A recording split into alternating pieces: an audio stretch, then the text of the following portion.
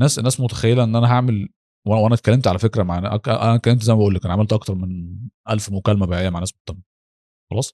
ما شاء الله. معظم المدربين اللي بندخل نكلمهم يا اما عايز يرمي فيديو النهارده وبكره يصبح يلاقي عنده كل الفلوس اللي في البنك قاعده مستنياه، او عايز ينزل بوستين اتنين ويبقى عنده براند، او عايز يعمل اكسل حاجه في الدنيا، يعني يعمل، حط بين قوسين اي حاجه كسلانه في الدنيا، وجيب اكبر حاجه بين قوسين احسن حاجه في الحياه تنزل على عنده هو قاعد باشا ما بيشتغلش.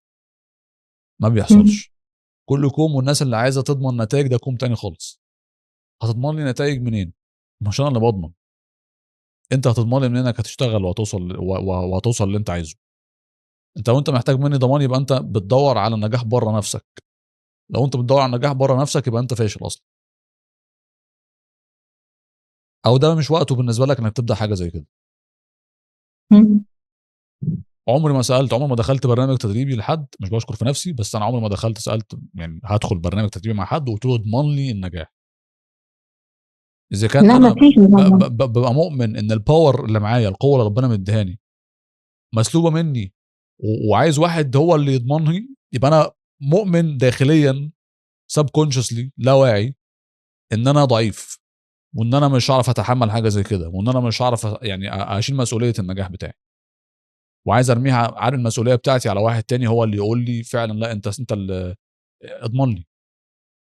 عايز ارميها ارمي المسؤوليه بتاعتي عليه عشان هو اللي يضمن لي، عشان اوافق ان انا اشتغل معاه. ولو دخلنا وهو ضمن لي ودخلنا ومع اول قلم خدته او مع اول تشالنج قابلتني في الشغل هلومه هو،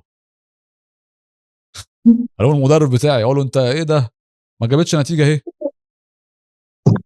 هو مش منوط ان هو يعني يحول عقليتك اللي محتاجه تتطور عشان يوصل نتيجه. انت اللي محتاج عشان تطلع من المرحله اللي انت فيها تغير عقليتك وتخليها عقليه واحد بيحقق النتائج دي.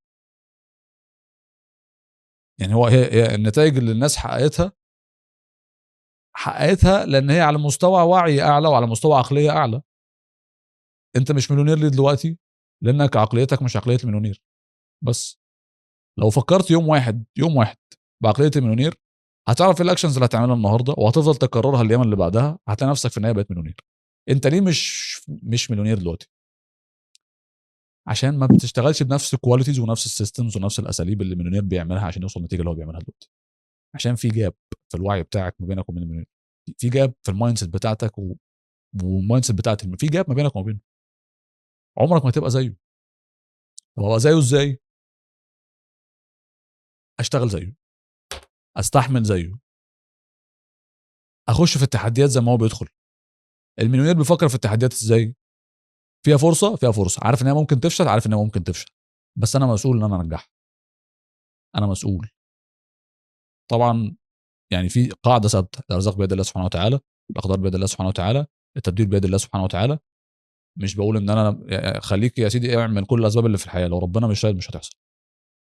بس صح. ما تسلبش القوه اللي ربنا مديها لك من نفسك وترميها وتقول اصل انا ما حاولت.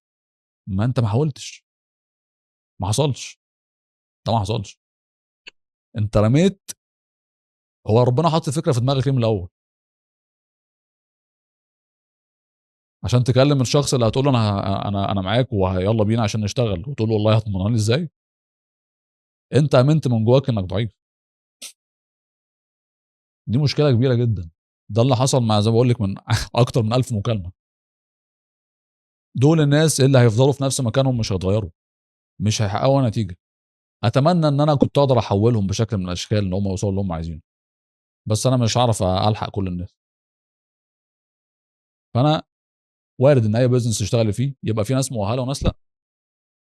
وارد ان اي بزنس تشتغل فيه يبقى في نسبه معينه من الناس مش مهتم، عادي ده بيحصل.